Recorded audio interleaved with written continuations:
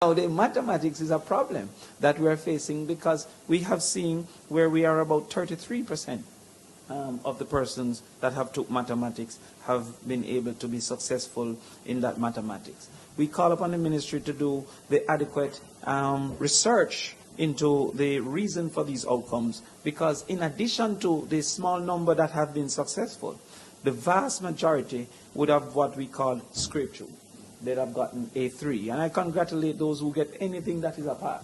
But we must analyze that the majority of our children, even those who pass, would have been on the brink of that success. Of the 31,325 that took the exam, mathematics, 2,264 were actually absent, did not show up for the exam. 374 received a grade so low, it was termed ungraded. A 6 was received by 113. A 5 was received by 8,306. A 4 was received by 10,232, the highest number of any category. A 3 was received by 4,875.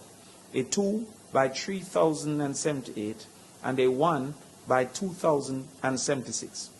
I then tried to do my own analysis as to what could be the cause of this circumstance. And to this extent, I went back to this cohort's first exam that would have been publicly reported.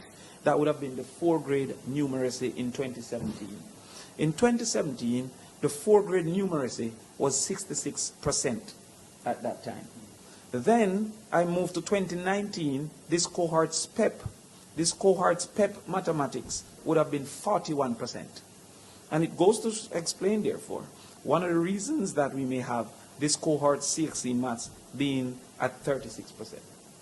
In doing the analysis, I became very concerned because even at the PEP level, high proficiency was only 2,624 of the 40,000 students that did the exam. So high proficiency would have been 2,624, and almost 37,000 would not have been in the category of high proficiency. So 14,000 would not have even sat the exam between the age of 12 and the age of 18.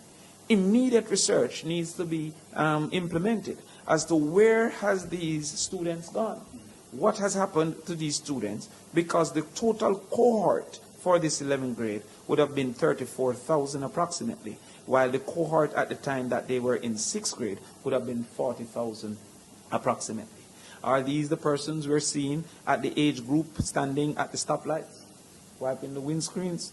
Are these the persons that we're seeing not attending schools? Are these the persons who have migrated? And of those who were of the higher proficiency levels, is there a greater retention than those who were at the lower proficiency levels?